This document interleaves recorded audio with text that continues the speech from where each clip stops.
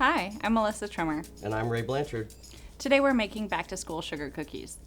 These sugar cookies have been made with R&H cream cake base. They're super delicious and easy to make.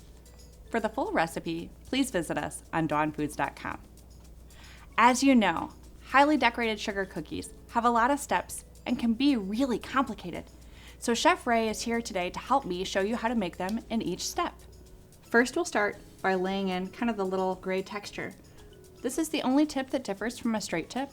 I'm using a small basket tip, and I'll put a few stripes of it to give that texture that you would see on a pencil.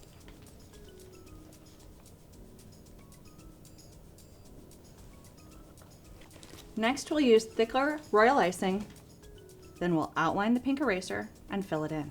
It's important that the royal icing set up in between each step, which is why you see my cookies in so many stages. Bring it right around the bottom, kind of staying with the cookie, and finish right at the end. Next, we'll flood. This little tool here is great for spreading royal icing. Kind of looks like a little needle. You can use a cake tester or one of these, whatever you like, to help spread the royal icing out as you need it. Now that my edge here is set up, I'm going to put in royal icing that's a little bit different texture to flood the space.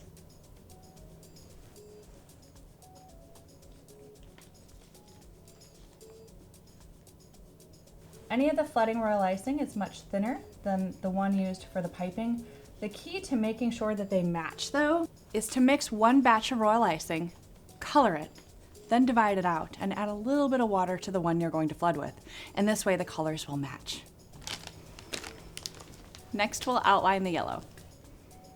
I'm going to start with a half moon first, and then bring it down.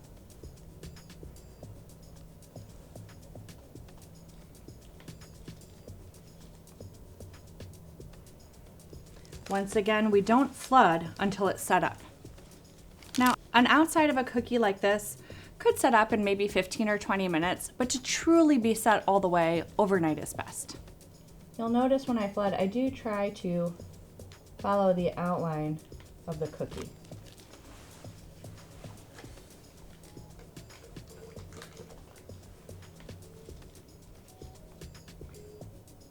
Next, since I have plenty of space here, I'm going to go ahead and outline in black. This is for the tip of my pencil, and it's just a simple little motion like that. We'll fill it in next, and finally add the texture in.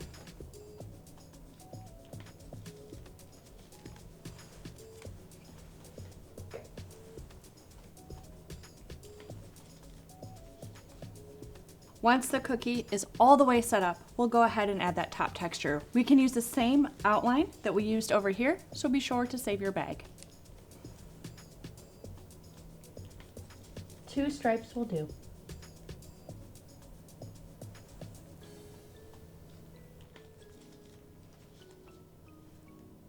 The rest of the cookies use very similar techniques, so I'll call out when we're doing something different. First, I've outlined the notebook. You may notice I'm not using gloves, and I usually wear them. That's because this piping techniques require so much concentration that I have to feel the bags, so I just work really hard not to touch the cookies. And now I'll fill in.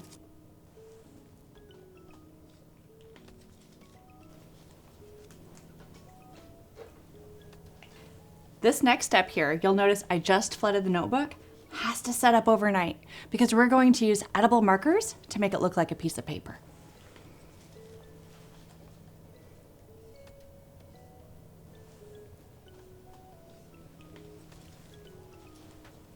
It has to dry in between, so you'll notice I'm switching cookies.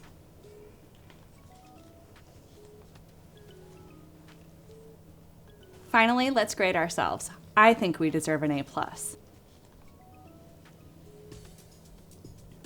just go right into the apple.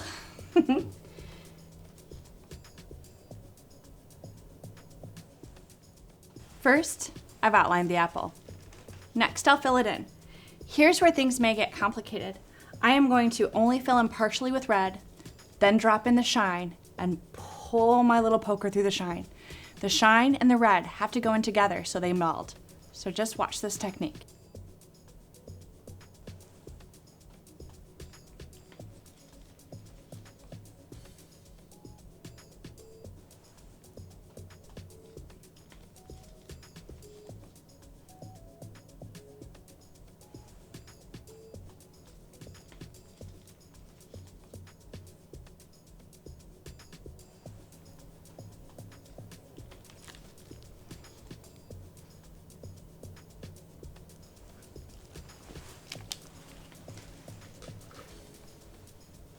Next, we'll add in the stem. And finally, the leaf. This one has a leaf tip on it, and what we're going to do, instead of pulling directly back like we would for most leaves, I'm going to stutter my movement to make the leaf ruffle. It will give the cookie a little bit of motion. We'll finish up with the star cookie. I have this habit when outlining stars of making them all uneven because I really like uneven stars, but you can pick which style you like best.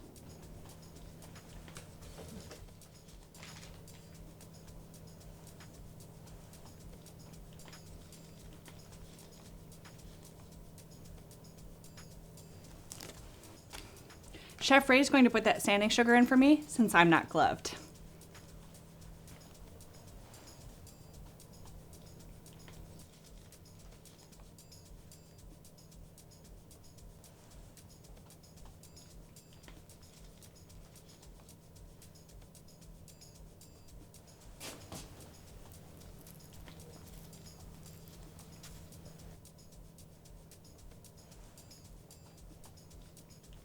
Here are 4 fun back-to-school cookie concepts.